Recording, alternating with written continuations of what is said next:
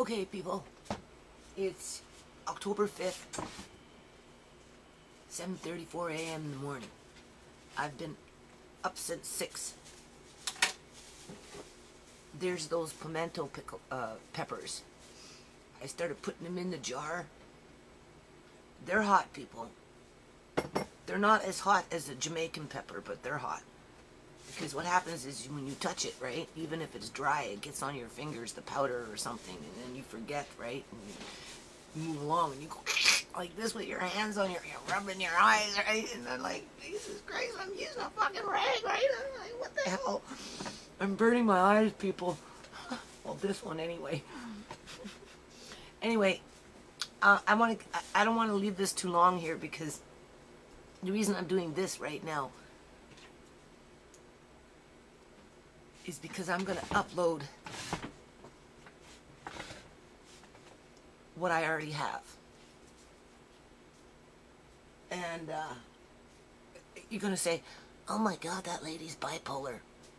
You know, one minute she's nice and calm, next minute she's ah! And I'll tell you, people,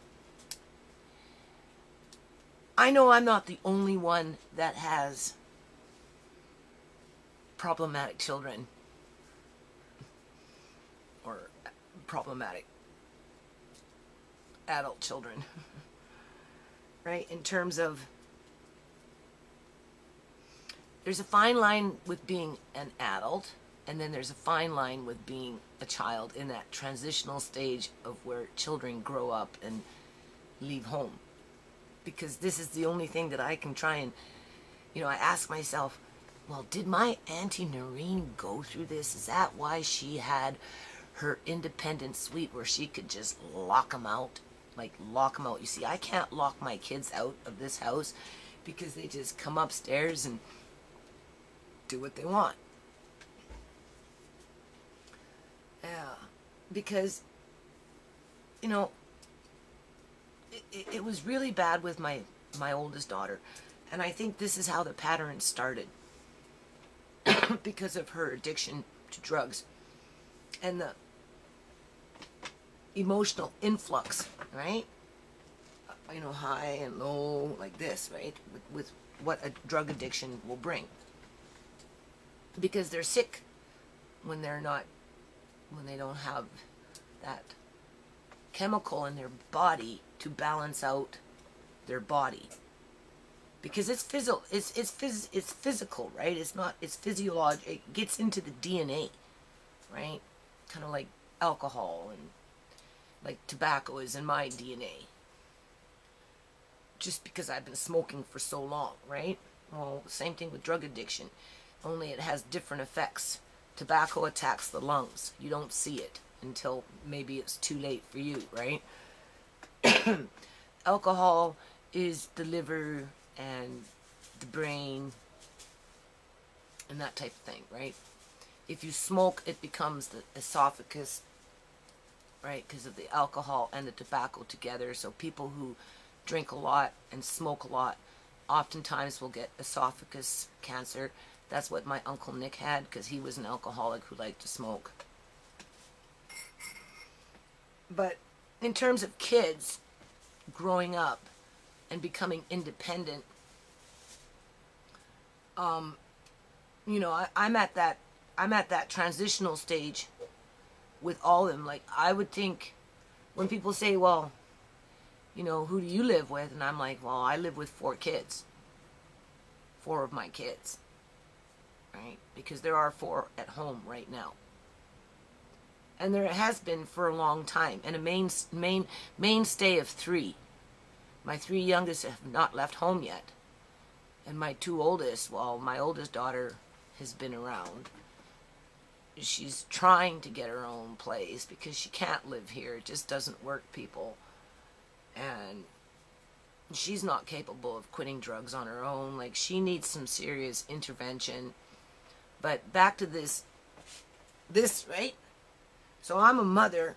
I'm scrubbing something, okay? I'm working hard. I'm doing whatever. Or I'm doing this stuff, right? You know, what mothers do, right? And, you know, it's hard work because it's all day. It's not just a 9 to 5 job. It's it's anywhere between a give it a good 10 or 12 to 16. Like, seriously, on some days you'd be lucky to get 4 hours sleep, 5 hours sleep, and you're right back at it. In terms of being, you know, a mother, taking care of the things that people take for granted. And I'm going to put this first and then all the other crap, right? And yesterday I mentioned, when I was looking in the yard, like fairy tale, you know, what kind of house are we building here? I know what kind of house I want to build. I want to build a house with bricks, right? I mean, it's kind of hard to do that when you're poor, right? So you can only do so much, and the rest of it's in principle. So in principle, I'm trying to build a house of bricks, right? Because I know the big bad wolf is out there trying to blow it down. And it wouldn't be the first house that got blown away. Okay? But I'm still trying to build with bricks. Where my kids are like on a totally different freaking level. They're living in the here and now because they're kids, right? They're young people. They don't understand yet. They haven't gone through life experiences, and you know, poor people, you know, the poor population's experiences tend to be different than the ones that have, you know, more money and more security and that type, more space in terms of living space and that type of stuff, more opportunities, right? And so right there you're dealing with a dysfunction, because the dysfunction isn't just in the house itself, it's in the community. Because what happens is people mimic, you know, monkey see, monkey do, right? We learn from each other, okay? And I'm like, okay, here I am at home trying to build a brick house, right? And my kids are fighting against me, wanting the straw house, even though we've lost the straw house umpteen times already. And they haven't learned their lesson with that one. And they haven't learned their lesson with that one because they just got caught up in the drama of it. They had no choice but to live with it. And how I can explain this one is, after we lost our house in 2003 under the BC legislation that made it possible for them to cut off single mothers with 5 dependent children, just boom, off of welfare, out of the blue. You know, you didn't know what came and hit you, but it hit you. And then we ended up, okay, don't lose my train of thought here, right? We ended up in that first it was a 2-bedroom apartment. It was, seriously, I moved all of us, 7 people, 5, 6 people, right, into a 2-bedroom apartment. I had the boys and my dad in one room, and I and the girls were in the other room. And we called the boys' room the little yellow submarine, because the way the beds were set up in there for the 3 of them, it looked like a little yellow submarine when you would walk into it, right? So my kids had no choice but to adapt. And this is what I'm trying to say. Children, when you take them from one situation and you put them into another situation, you know, you as an adult, because you're so busy trying to keep the family together or keep them fed or keep them, you know, warm, or, you know, keep them emotionally on track in terms of, you know, yes, you know, we lost our house, but this is where we are now, and, you know, and you know, we'll go do this. And in those days I started doing park events and stuff like that, right? I had already started in 2000. Well, I started in 2003. So, you know, my kids had that little outlet, right? As a poor person, oh, mom's doing park event, let's go, hey, you know, that type of thing. But at the end of the day, you know, they struggled in a 3-bedroom shanty shack with the landlady downstairs with mental health issues, and then all of a sudden I'm looking after the little girl for 3.5 years that put more strain into the house.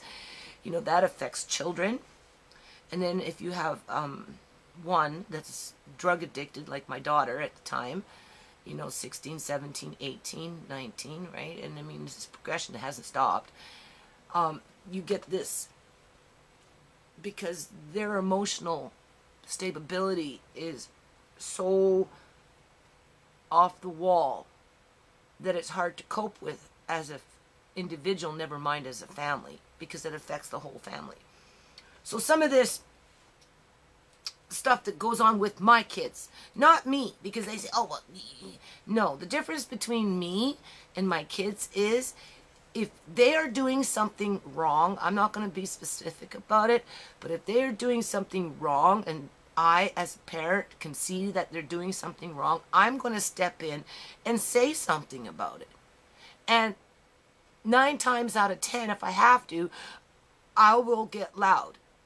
I'm not going to beat you. I'm not going to pull you off by your ear, lock you in your room for 5 hours, but you're definitely going to freaking hear about it. And I'm going to step up to you, and I'm going to let you know that I'm your parent. I'm going to remind you that I'm your parent. And, you know, for the most part, I'd say a good 85% of the time, it's kept my kids in check. Over the years. Because if you look at the statistics in terms of 5 kids, 3 of them, 1 in college, right? Been there 5 years, 6 years, whatever it is, planning on another 3 to 5, depending on what direction he goes in with the medical field. Another one, you know, going into college, right, to study as a nurse. A couple of years, she'll be a nurse. And she's smart, so she can study for the next 15 years and move her way up the line and become maybe more specialized in her field of nursing. She has the ability to do that, right? It wasn't easy to get her out to that point, trust me. You know, I've been hounding her, you need to go to school, you know, blah. I'm fighting with her all the time, right? You hear me complaining about her. But at least she's on that track, right? Okay, that's what I mean by, as a parent, if you're doing something wrong and I see you're doing something wrong, of course I'm going to go down there and holler at you. Right?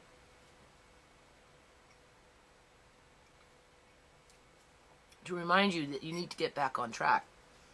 My youngest daughter, no complaints. She stays out of trouble, right? She's going to school on her own accord, which is very important. And she's young, 18, right? And just living what, just like when in 2003 we ended up in that shanty shack, you know, she was, I can't remember, 4.5, 5. 3.5, I don't know, 4.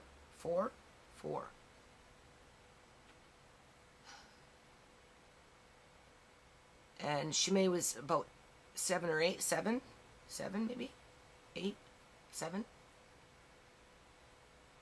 And they go from one environment into another environment. You know, they, as children, they have no choice but to adjust. So, what was the point of that? You know, I do these videos to keep the nonprofit out there because I do believe in the nonprofit. If I didn't believe in the nonprofit, I would never have done all the things that I've done. And I wouldn't be doing them now. The food stuff that you see me doing is in part twofold. I know I moved away from that other stuff, but we'll come back to it. In part because I have a family, and even though my kids think they're grown up, at the end of the day, they don't have to do what mothers do, right? We have to build the house. It's either a brick house, a straw house, and if we're lucky, we get maybe an in-between with the wood house, right? You know what I mean? On average, in terms of general population, right? Because not everybody can live in a brick house, let's face it. Right? But the kids, they don't appreciate it. So here I am, getting back to the first story, right? Well, minding my own business, right? At peace with myself that I've got another 12 hours to go and I know I can make it if I pace myself through it. You know, and of course it goes better if your disposition is in a good mode, right?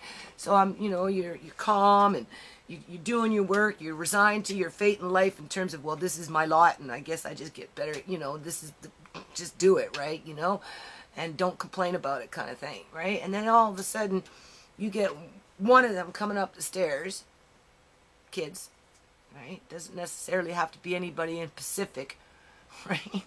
Because they come in multiples when you have multiple children, and a parent, such as myself, with multiple children that have lived within either at the poverty line, below the poverty line, or slightly over the poverty line, because I've done all three, right? Know that sooner or later something's coming your way. And if you got more than one kid, it's going to be coming in multiples, because it's like, you know, it's like hemorrhaging, you know. One will come up and next thing you know it, you're calm doing whatever you're doing, and you're having to do it, what is it, 180-degree turn, and play the parent, and you know, you got to get all loud, and you know, and start posturing, and you know, and put your finger up in the air and just remind them that they can't talk to you like that, and you know, and you've been trying to tell them this for a while, and they're just going one ear and out the other because they don't want to fucking listen, and they just think they can come and take and do what they want, and you know, tell you to fuck off because all of a sudden they're grown and they pay rent. So you become hostage to your kids because they don't appreciate what it takes to get us here in the first place, because they didn't get us here. You did, as the parent. So when people say, there's a viewer there saying, well, I hope you don't lose your house. Well, what do you think I'm trying to do? I'm trying to keep this house. I struggle every day to keep this house. My kids don't appreciate that, though, because they're too busy living in a straw house, not even aware that there's a wolf outside. Right? Because they're still, they haven't made that complete transition of having to go out there and, you know, it's one thing, and I learned this a long time ago, people, especially as a poor person, it's one thing accumulating something or gathering something up or building something. It's another thing trying to keep it. Because there are predators out there that don't want you to have certain things in life. That's why legislation on a parliament level can be very dangerous, because what it does is it disenfranchises the poor even more, and it keeps us there. Right? And it's very hard to break free from. But at the end of the day, as a parent, you still have to run your household. So it's a question of, well, do you want food in it? Right? And try and keep that. Or have a house with no food in it and for sure lose it. Because if there wasn't any kind of sense of food security in the house, people become more angry. They become more, you know, innately afraid, because, you know, common sense tells you if you don't eat, you die. And, you know, it puts pressure on them to become more responsible for themselves when they're not necessarily ready. You know, so when I'm doing this stuff and I'm showing you, oh, smells really good. And I'm showing you, I do it twofold. I do it, one, to show you that, you know, this is what you need to do as a parent in your own home. When you become a parent, if you're not a parent yet. And if you are a parent and you haven't really, you know, been educated on it, you know, because, like, for example, you know, I go off and I buy these books, right? 50% off. $2.50, so I paid $1.25 for this book, people. Right? Do you see that? There's the price tag. It was half price. So I'll go off and I'll buy, you know, a stack or two. Mostly cookbooks. These ones are some plant ones, right? Because, you know, the yard, eh? And I'm looking at it. I'm looking through it fast reading. Right? And it tells me, I think this is amazing, because I got kale all over my yard. I'm putting some in the greenhouse, but apparently you could put it in a pot with some charcoal or something. I'm using lava rocks on the bottom and bring it inside, and it will actually grow inside, because it's a low light plant. It can grow with low light. So I'm going to try it, and it's good for homeschooling, or just, you know, working with children in your own home, right? In terms of a little project, because it can flower or something. I don't know. I have to read it some more. It's just, it's a unique plant anyway that you can bring inside. And I got it outside, 2 or 3 of them in a little pot. And I'm going to get another one. I'm going to bring them inside, and I'm going to feature them as I make my videos. And so, you know, if you don't know these things, because you didn't have the time to sit there and read a damn book that you couldn't afford to buy in the first place. In this case, it only costed me $1.25, and what I got from that one page so far, I'm impressed with. So it's, to me, it's worth $1.25, because we don't know what's going to happen with these kale plants now, right? This is why I do the videos, to give that information, because if you notice, a lot of my videos, I try and throw in general information that's correct. or fairly correct, you know, so that you don't have to go and look for it in a book, burn your eyes out on the computer trying to read. You heard it, and you took that little piece of information and you logged it in your brain.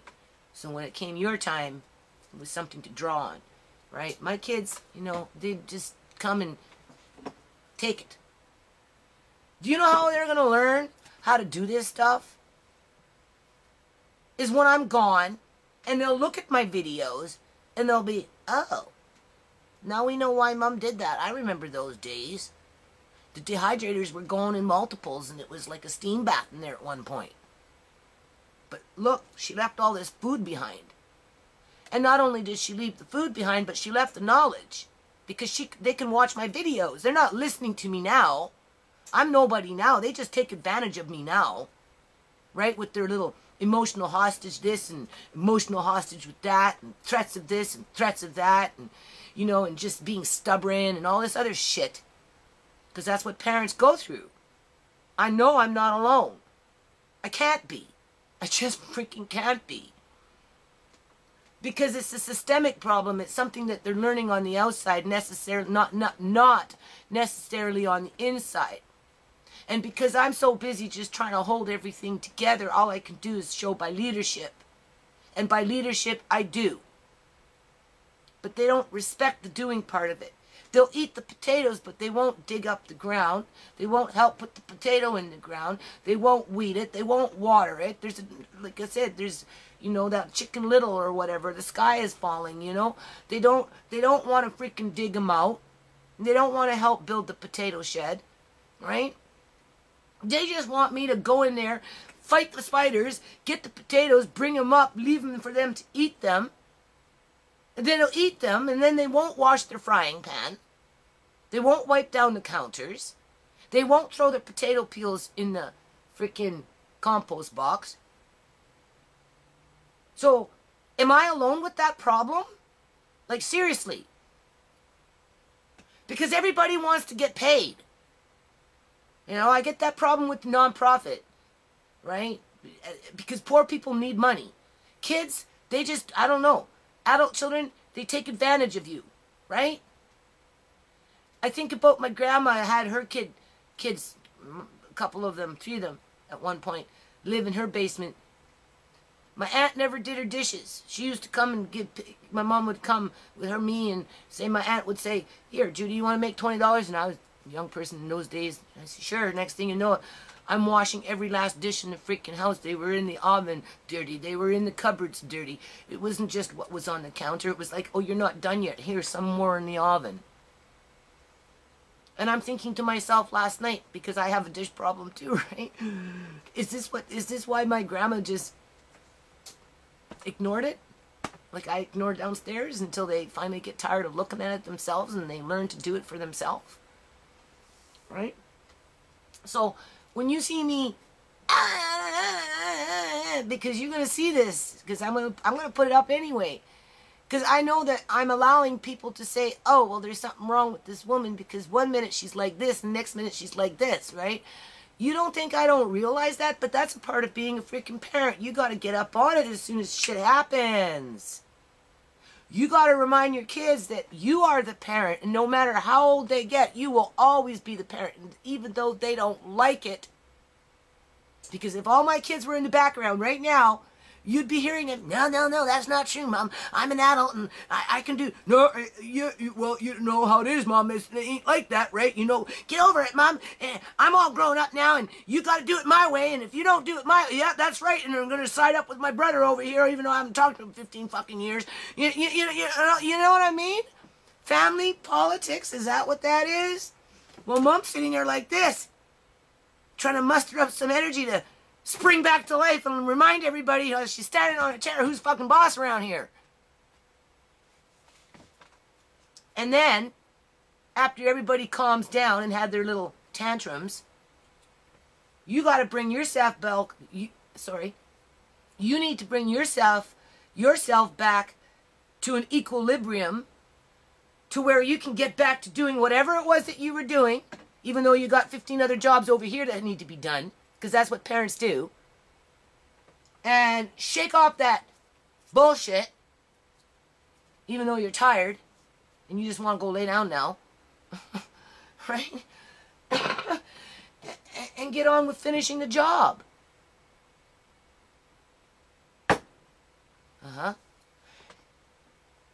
And try and figure out a way to, I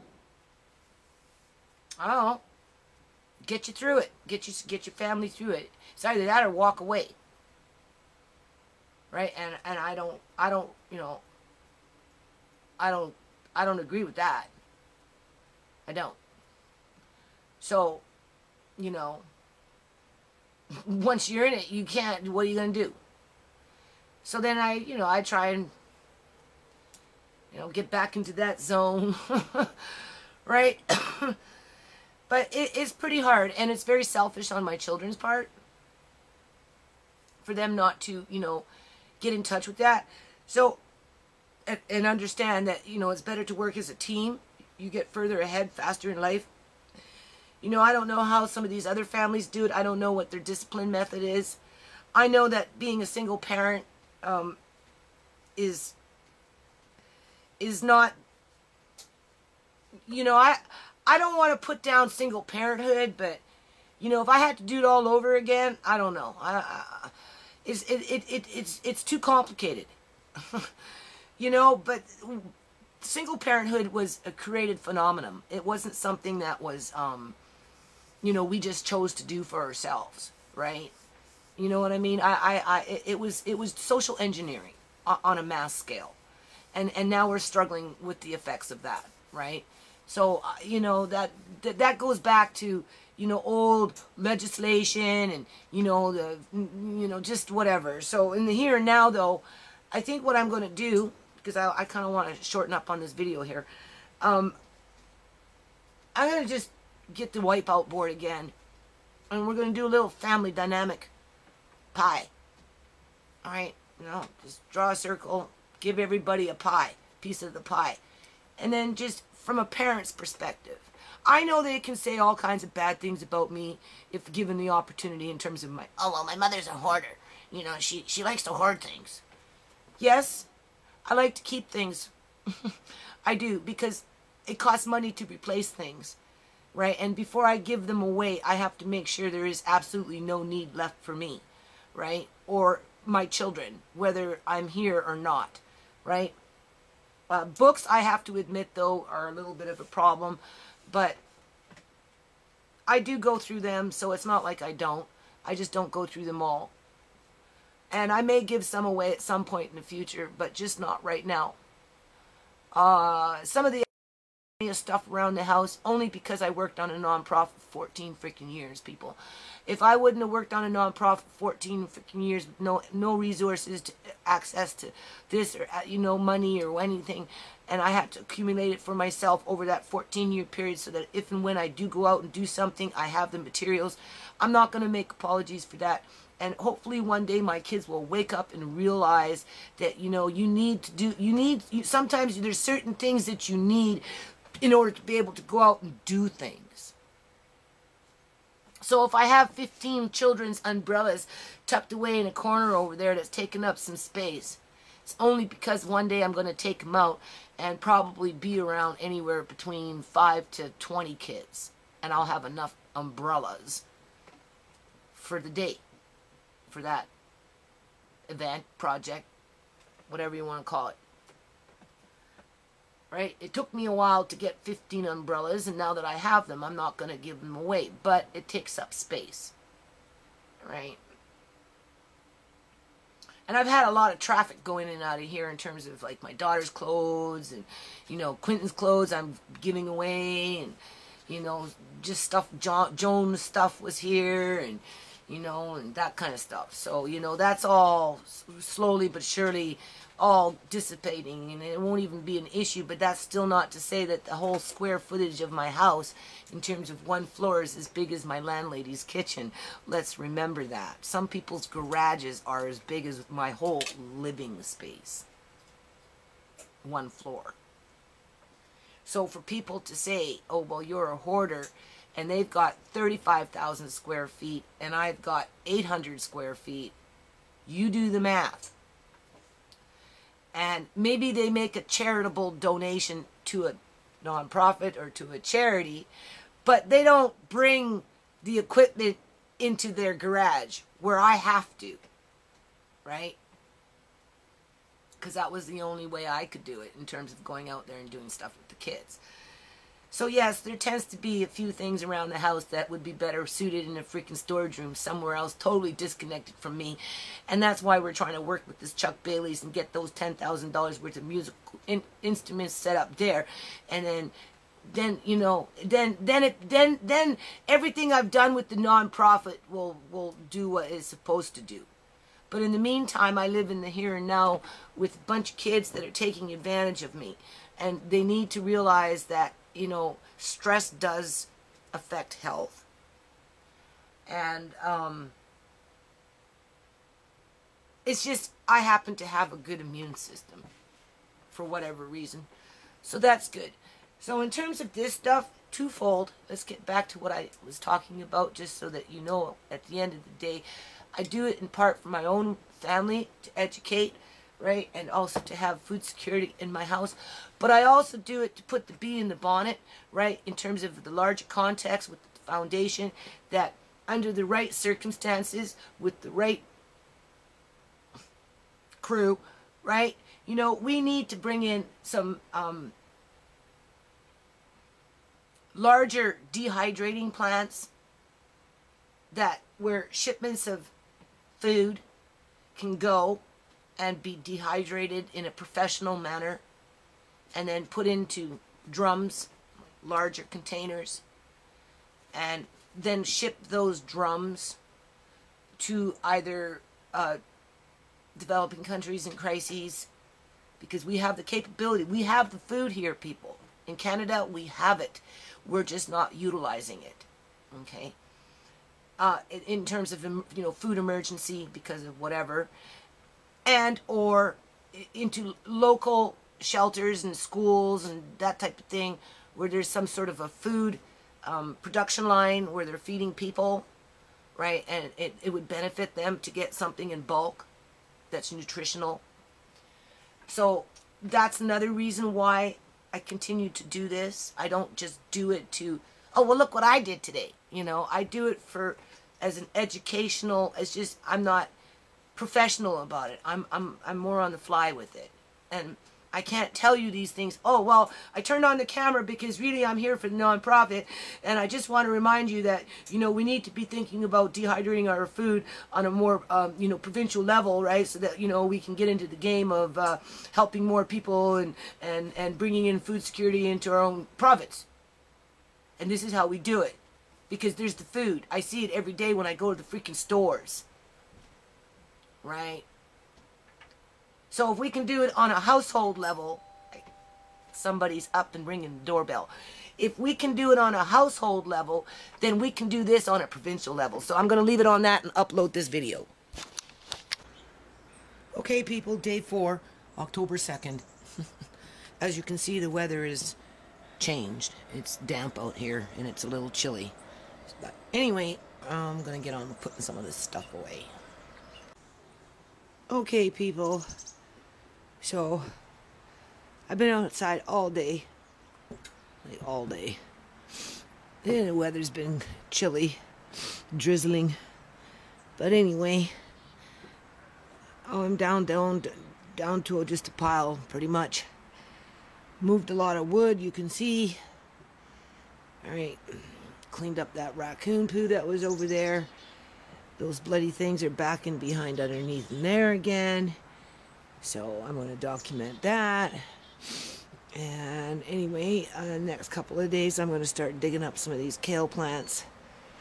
And I'm going to start putting them in the greenhouse. Some onions. They already, one little thing is growing, so I'm going to just grab a few around the yard and see how it goes, right? So anyway, working on it. Let's go up here. I miss Mr. Lace. Alright, sure do. Okay, people, so moving along with the next video here. as you can see, this is the last 2 squash from my garden. So I'm getting it ready for the dehydrator. It dehydrated really, really nice. So I'm just going to fill up the jar, right? Saving the seeds. Next year, I'm going to just scatter them around everywhere and see what we get. This is banana peppers, $1 a bag discount, $1 a bag discount, $1 a bag discount. I actually went back today to go get some more okra. I should have bought 4 bags that were there or whatever it was. I only bought 1 because I wasn't too sure. What I ended up doing was, you know, just touching them up with the knife and then rinsed them off, and then I blanched them for a minute, and then I put them in the dehydrator, and it worked out really quite well. So I'm on the hunt for okra to finish up with this jar at least.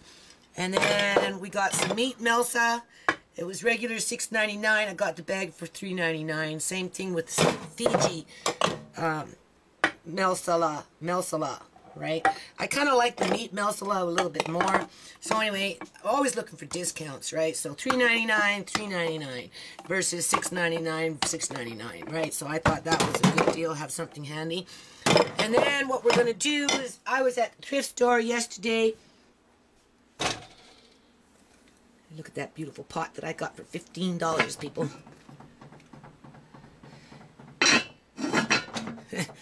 So we're going to feature the pot with some chickpeas.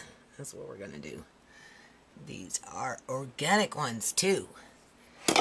And so we're going to fill up the food dehydrator. You're going to see some other things I'm doing. Hold on. Okay, people, so on to these. These are actually called, I went back to the store today, right, looking for that okra. Anyway, I came across another bag of these things. These are actually called Hungarian peppers. Okay, these ones are banana peppers. I got a few of those too. So anyway, all that minus 1. Do you see how much that is there, people? This is why I do it. Do you see? That's a big bowl. That was for $1. It dehydrates nice. You can eat them dehydrated like a snack. It's actually quite delicious. And they cook well too. That I know of. So hold on a minute. Okay, as simple as that. I cut them all up. I kind of doubled it in here, right? But halfway through the process of drying, just move them around. These things don't take long to dry. I will probably end up filling up 1 larger jar, and then once I get the 1 jar, I'm satisfied. I already have some of these underneath my cupboard. I think I've got banana peppers and red peppers, so like just normal bell peppers, right? I don't know about Hungarian peppers, but anyway, once these are done, what I'm going to do is take these jars, 2015, and pull out the old jars from whenever and put those ones in, and then use the other ones, because believe it or not, people, you don't open these jars and they sit for over a year, 2 years, whatever it is, and you open a jar, it's fresh. Trust me, it is fresh.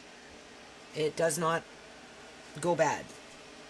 It doesn't. I've opened up jars that have been like 2, 3, 4 years old. Well, 2 years, 2.5, 3 years old, and they're just as good as they went in. So hold on. Okay, so on to the next project. These things are called, I can't think of it right now. I wrote it down. I thought they were Congo peppers, but they're not, because I had already bought some of these before, and I dehydrated them, but my daughter walked off with them because she likes them, right? So anyway, I have to lock up my crap, see, people, because my kids, they don't appreciate how long it takes to do this stuff. They just come along, open up the cupboard, and take what they want. So anyway, I have one daughter in the house that really likes these things. So anyway, I am $1. Normally they're $3.99 a pound. This one here today, they were 99 cents because I guess this was the end of it, right? So I bought a bag for 99 cents a pound. This one works out to just a little under $3. And if I would have paid 99 cents a pound, right, based on this would have costed $4, but this ended up only costing $3, so I saved $1 there, right? Plus, these were normally $3.99 a pound. So, you figure 4 pounds and another, it was $3 almost, I think. I think it was $3, so 4 pounds and another 7 pounds at $3.99 a pound. But I got it for $6. You can see what I'm saying here, right? Hold on. Okay, correction. These are pimento peppers. I guess this is what they put inside olives. It's not hot. I can eat it without cringing. Right? Actually, hold on a minute, people. Okay, I was wrong. It has a small bite to it. It's not as bad as a jalapeno. They have other red peppers there, so it must have been something else I did. Because the other ones that I did that my daughter took from my cupboard here is a lot hotter than these ones. Although, when I was washing these ones, the histamine that it was giving off was already making me... it gets into my lungs, right? It like clears out my lungs. So I'm like, nose is starting to run and all that other stuff, right? And you just heard anyway, you didn't see me do it, but you heard me take a bite. And it was a bigger piece than what I had prior to starting this video. And it gave me a little kick there, right? But I'm okay now. It's not a lasting hot pepper, okay? Not like a jalapeno. But anyway, here's the math. 6.5, sorry. 6.5 pounds at $3.99 a pound, because I know that's what they were selling at, equals $25.93. So if I was to buy them at regular price, that right there, would have cost me $25, 26 bucks. But because I got them on sale, because at the end of the box, right, they're done with them, right? 6.5 pounds at 99 cents for the 3 bags, right? And then they had 99 cents a pound. But it came out to almost 4 pounds. So the total was, anyway, $5.46. So that's what I paid $5.46 for. So hold on. Alrighty-o. So this is a small dehydrator, old school one. I have a larger one that I'm using right now. You can hear it in the background. I had another one downstairs, but I think I got robbed of it. So I don't know. I'm hoping to find it. I haven't found it yet when I go down there doing things. Anyway, 2 cups of chickpeas. I'm going to stir it, put some Celtic salt in there, and then we're just going to cover it and just let it cook and see what happens, and then we'll make something with it later. In the meantime, this is what's left over. These are the ones that were fresher, 99 cents a pound, regularly $3.99, that I know for sure. All those miscellaneous discounted ones that were already in the process of dehydrating, you can see they were drying out. We're all cut up, save the seeds because the seeds are tasty too. And so we're going to start this. And I do have another one of these, which I'm probably going to pull out, because what happens here, people, is as I'm doing this stuff, you know, the bags, they pile up, and sometimes things don't always make it, right, because it's discounted. And so anyway, I'm going to pull out the other dehydrator here, because you can see I've got some green peppers that I want to do, because again, they were $1 a bag, right? And I like dehydrated green peppers as well. Potatoes are expensive, or at least they're getting now almost $4, well they are, $4 a bag in these smaller produce stores, and when you get into the larger food chains, 10-pound bag of potatoes is like $8. And they're going at $4 in these smaller produce stores, where these bags, 1, 2, 3, was $2.49. So I bought 3. I have a few more little ones over there that I got at $2 a bag versus $6 a bag. And I'll put those in my potato room, and I gotta lock it up. Okay, so hold on a minute. Okay, so 3 bags, $1 a bag, going at $2.49 a pound right now, people. It's getting worse. The economy is no good. There's something wrong. Just like the weather, there's something wrong. So this is the way you do it. Okay, you find those little produce stores that bag up and make dollar store bags. This right here has got to be more than like 3 or 4 pounds of red pepper at $2.49 a pound. So even if it was double, right, and I got it for 99 cents and saved myself $4 a bag, no, that's still 12 bucks saved, right? But it's more than that, because this is more than 2 pounds, I can tell you that right now. So hold on a minute.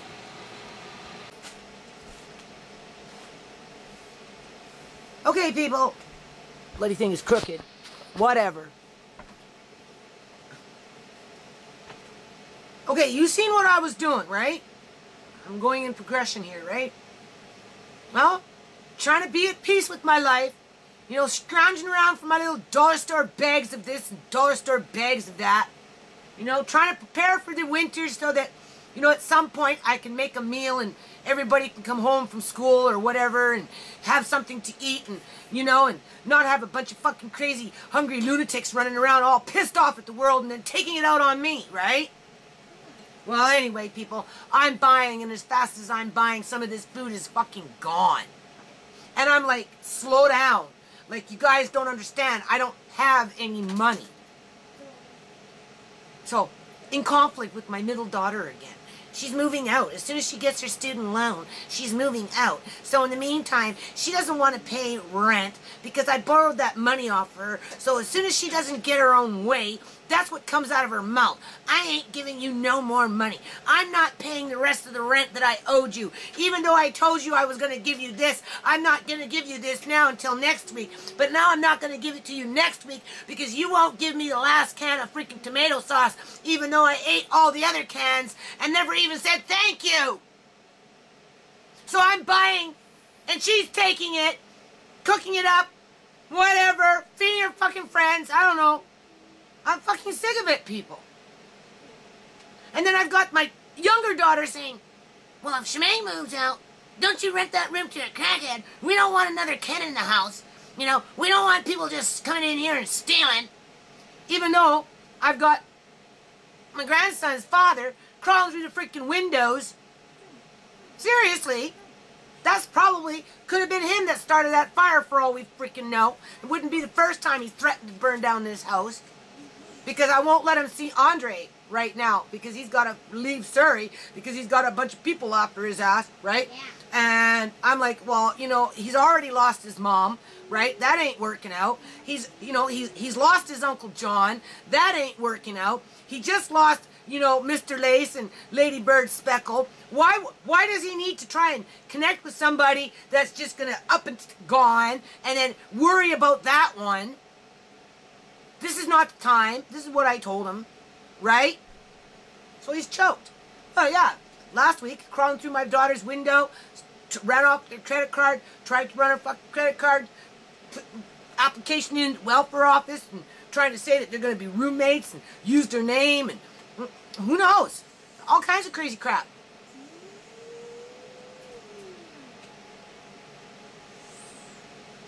And just because now, finally, she's going into college, and she gets a nice lump sum of money, she's safe, right? So she thinks she can take what she wants, when she wants, and basically tell me this. I tell her I don't want all these people coming to the house. Well, why? Go to their house. Well, it's my house. I pay rent. I can do what I want.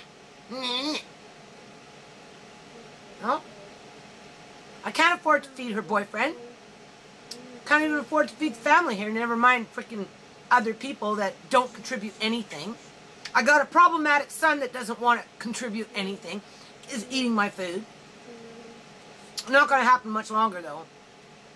Right? Well, this one is saying, well, I'm not paying you the rest of the rent that you were supposed to get on Tuesday now. Get over it. Deal with it. Because you won't give me what I want.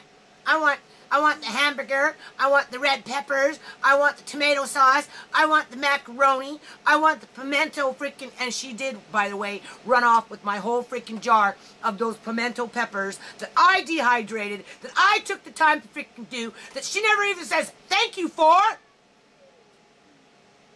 They're downstairs. And I tell her all the time, I tell them, don't take the stuff downstairs. Just take a little bit what you need. If you know, other than that, don't walk off the whole freaking container where I'm looking for it and I can't fucking find it. I have to lock almost everything up, people. Because if I don't, they take it all for granted. And when they can't get their grubby little hands on it, they think they can just treat me like trash. I am fed up to here with it. She started this crap when she was 12. She had a native friend that was a problematic child, whatever reasons were her reasons, and my daughter picked up some of those bad freaking habits and has been razzing me ever since. That's 8 years.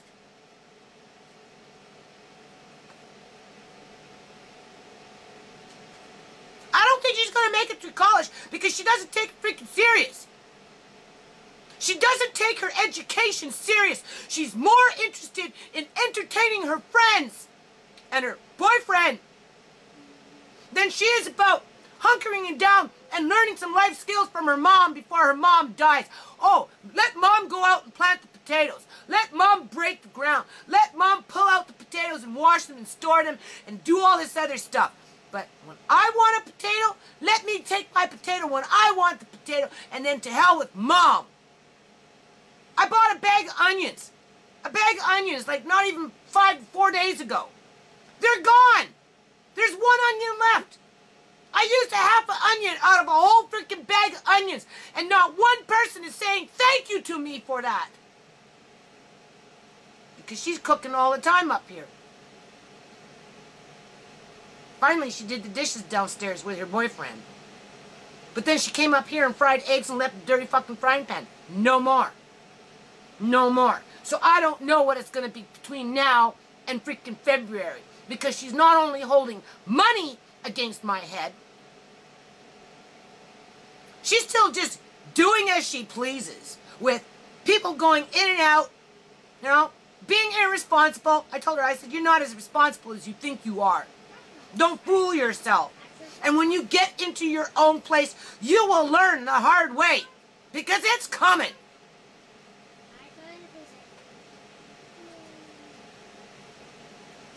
And then maybe you'll understand what I'm trying to tell you. Right? So, the only thing I can think of is a backup plan. Even though I got my youngest daughter in this year, don't you dare rent out that room to nobody.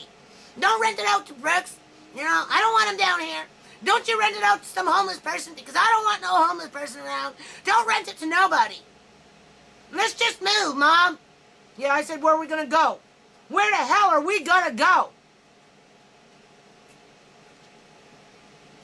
So everybody's telling me what to do, but nobody's really being part of the solution here.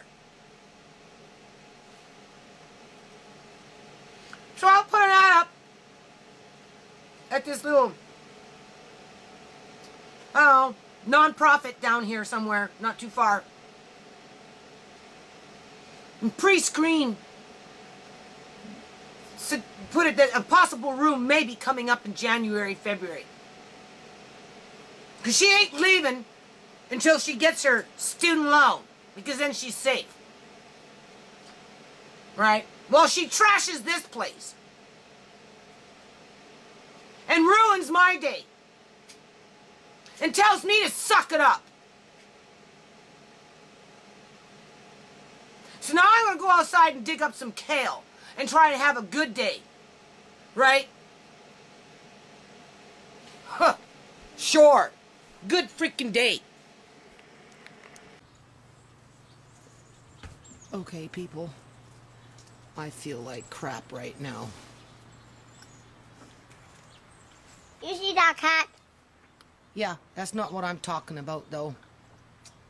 Okay, I have to muster up some energy. I was out here for 4 days straight. Well, I did come outside. You know, well, my kids play games with me, right? Yeah. So anyway, I'm going to come out here and in the front, and I'm going to dig up some kale plants, and apparently you can grow them in the house, so we'll see. Bring one in the house, see how that goes. Try and put some of this stuff inside this greenhouse. Well, talk to Elsie. I don't want to talk about Elsie. Okay. So anyway, I don't know, people. Life is so hard. Like, I don't know what is wrong. Like, my life is like a freaking fairy tale. Like, honest to God. And like the 3 little pigs, you know? One made a house with bricks, the other one made it with wood, and the other one made it with straw. Right? And like, my kids want fucking straw houses. Like, really. That's what they want. You know? And that's what they work for, is a straw house. And then they wonder why the wolf comes down and blows it around town, right? Or it's that, what is that little hen? What is that little hen that goes and plants the wheat and waters the wheat and sows the wheat and, you know, and brings it back and you know, and she asking everybody to help freaking mill it to make cake, right? You know, and nobody wants to help. Absolutely nobody wants to help, but as soon as the cake is made, everybody comes running. Like, that's my house. You know? Like a whole bloody bag of onions gone in 4 days. And I get like a half an onion out of a whole freaking bag of onions. Like, come on. And I don't even have money to buy freaking onions. It's bullshit, people.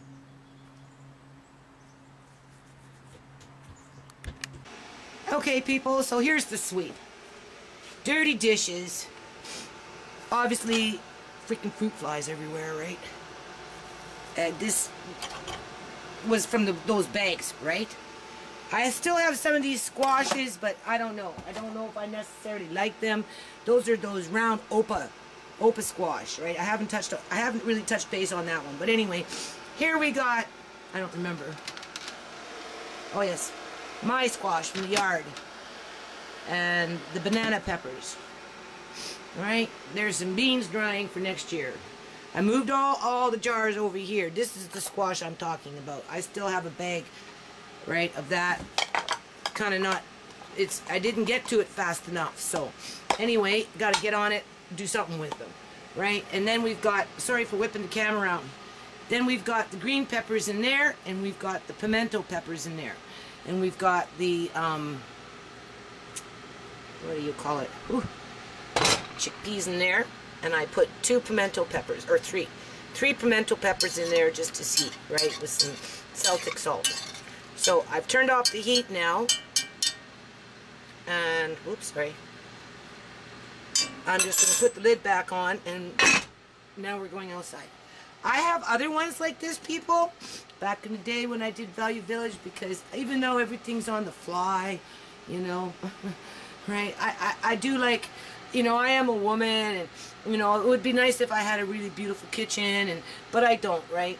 But every now and then, you know, I come across these things real cheap. This one, like I said, was 15 bucks. You go buy it brand new, you're looking at 100. So, you know, in terms of cooking, I'm actually pretty impressed. Like I said, I do have a couple of other pots like this. There's a cast iron with a ceramic covering on it, right? But I haven't really ever cooked much in them. Cast iron, yes, but not so much in this. The chickpeas didn't take very long to cook on 2. Once I brought them to a boil, turned it down, put the lid on, I put it on 2, people. And within a couple of hours, they're pretty much done. Now I've turned off the heat, you can see that. And we're just going to leave the heat on and see if they absorb the rest of that water. Right? And then maybe one day I'll pull out a couple of more of those and we'll really whip up a meal. But in the meantime, I've got to go outside and just kind of stay with the format here, so hold on. Okay, so now I'm out in the front, trying so hard not to be mad. Like, seriously. You know, I'll be doing something, it's time-consuming, right? Isn't that a lovely plant? It really sprung up. Feeling good, you know, comfortable with whatever it is that I'm doing. Now I hold this for And you. I'm trying to accomplish the task. Now And then I along hold this. comes one of my kids. Now I Right. hold this. Hold this for you. Just hold on a minute. And then they, with their demands. Alright? Like I said, you know, whole pot of macaroni. Okay, Wants now. 2 cans of Okay, tomato okay. sauce, even though there's nothing left because she ate it already. Now look. You know, onion, red pepper, green pepper. Look at You that know, black probably would fish. walk off with the cheese. Now look. Look. And then as soon as she doesn't get her own way, she's moving out and she ain't paying the rest of her rent. Because I owe her money. I'm telling you, people, I can't keep living like this. Alright? But this is a fine little spot. If you were like a photographer and you wanted to take pictures, you know, snip, because you got the ornamental grass, the water grass, up against the lily bush. Oh, it's kind of nice. If you were a painter or a photographer. So, anyway, Andre and I, don't take off the cap because we're going to spray. Look, it's off. We'll put it back on because we're going to spray for some aphids because we got a few aphids out here still. So, ow. anyway, I'm going to clip off some of these. I don't know what they are on this tree. So, I don't know if I'll get them all, but I'm going to get some of them. Hold on. Andre's on a mission All done. What's your mission? What are you doing? What do you need all these buckets for? Or did you just want? You just wanted the water. Yeah. What are you All water's in there. Oh, but you're emptying all the buckets. Why are you emptying out the buckets in the bin? Because they need to be empty. Oh, I see. Okay. Well, these hoses here need to be moved. Yeah. I was reading a little book last night. You know, fast reading, right? Skimming for general information. Well, It's best to keep these things out of the sun, people. Hold on.